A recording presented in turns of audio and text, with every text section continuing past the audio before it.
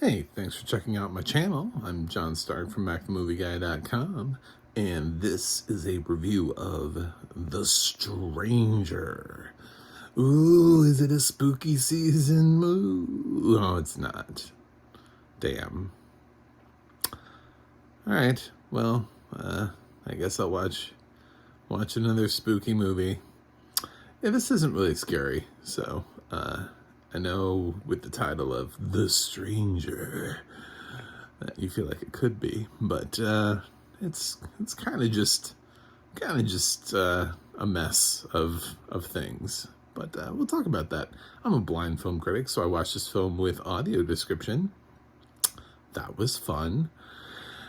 Kudos to the writer of this audio description for trying her absolute darndest to follow this film. Betty Capone, mad props. This film is so disjointed. It's disjointed to the point where you feel like somebody had a film that was disjointed, like script-wise, and then somebody really artistic came in the room and they were like, no, it needs to be more. Unfortunately, right now, as the film stands, the audience will understand what is going on, and that I cannot abide by. We must have more cuts, more abrupt cuts, more scene changes. We must jump time.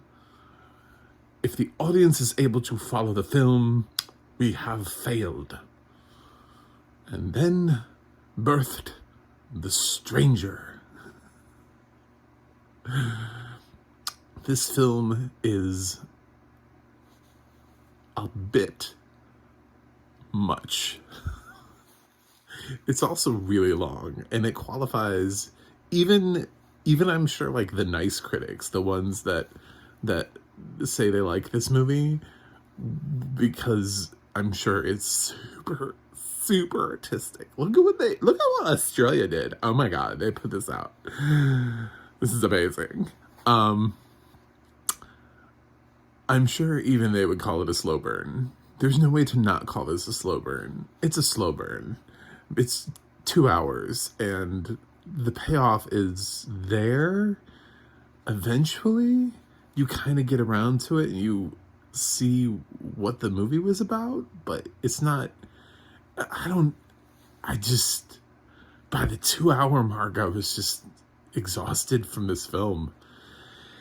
It's kind of about multiple things, but by simplifying those things for you, I think I ruined what the film is trying to do by jumping around through time.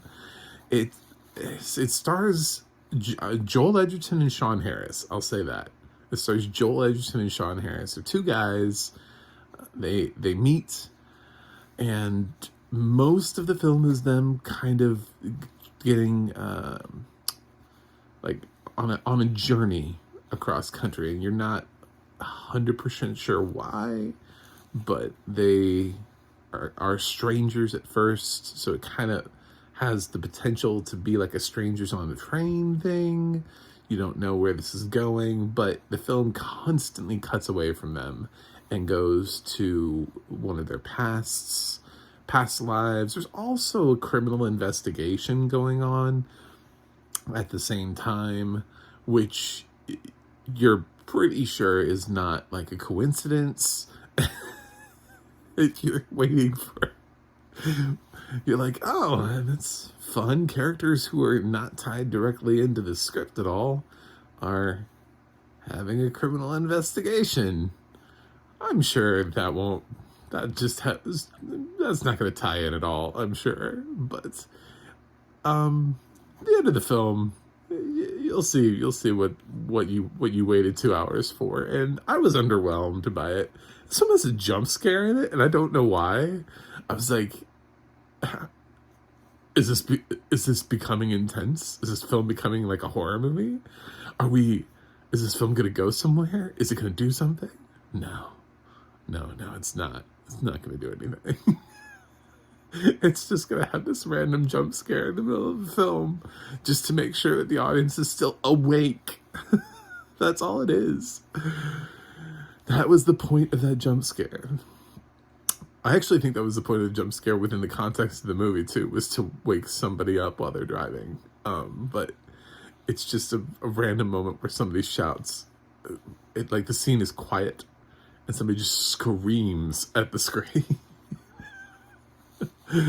And it worked. It was effective because I was watching this at home, and a lot of the dialogue is mumbling. It's just kind of like low talking, like we're talking down here in the sleep, and we're just having like a conversation, like you might with your friends. So when somebody just starts screaming at the TV, I was just like, oh, holy shit! What? It was it's like one of the most effective jump scares I've seen this year, because I wasn't expecting it, and I had my volume turned up so that I could hear their conversation better. So the jump scare was even louder. Whatever. Anyway, I hate this film. I didn't like it. I'm sure some people will like it. To be fair, it has like a 71 on Metacritic. I don't know. Critics are stupid. We are stupid people. And sometimes critics just like things because they're artistic and different. And I can see why people like this film, because it doesn't make any sense. It just keeps cutting between scenes. Sometimes it abruptly cuts. The editing in this film is all over the place. The editing in this film is just like, oh, we're leaving this. Oh, we're back in this scene. Oh, we're over here now. Feels like it was edited by somebody on crack. But yeah, this is it. This is the film. This is The Stranger. This is the Australian import for the month from Netflix. That I don't know, did they buy it or invest money into it? I don't know, but it is what it is. It has a well-written audio description. That's really all I can give you on that, but I wouldn't recommend the film. I think the acting is fine. I was able to try to pick up the performances here, and there's some emotional swings that the film tries to come back around to. But the problem is that we keep leaving the characters so much that I can't really build anything with any specific group of characters. So, like, even though I understood the plot in the film, at the end of the film, when these characters are sort of at their emotional exhaustion and breaking point, I don't feel it like I'm at my emotionally exhausted breaking point.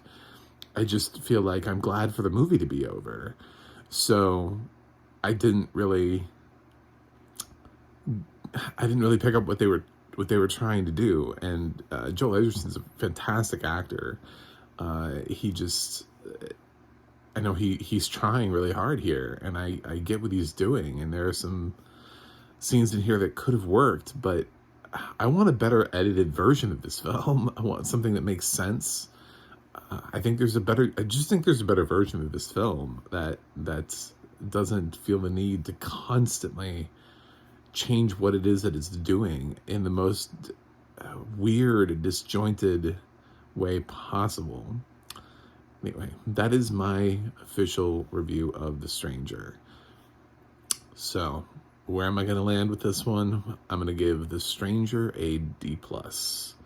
Acting is pretty much the only thing that saves this film. So if you're showing up for acting, there's a lot of that. There's a lot of people who just have to do very little with what they're given. It's very intimate moments. It reminded me a lot of Locke, but that's not really a fair comparison because they don't spend the entire film in one car, like in a location in a car. But it was the closest thing I could think of. Was it kind of reminded me of Locke. Based on the films that I've seen, that was the film that came to the front of my mind. But Locke was a better film. So That's it. If you stayed this long, you might like me. So go ahead and click that subscribe button. That's my Australian coming through. That's terrible. Anyway, I want to get into the triple digits by the end of the year, and I can't do that without your help. So, also I have a website, macthemovieguy.com. I have a Twitter at macthemovieguy. You can go to the audio description project, adp.acb.org. It'll let you know what has audio description and where you can watch it. And you can go to theadna.org and you can look up any of your favorite movies and TV shows. There's a search option on there, and see if the information about who did the audio description for that has been uploaded. It is user driven, so not only can you go there to search for information, but you can submit information. That's it. And I gotta go review something else for you guys, but I will see you on the other side.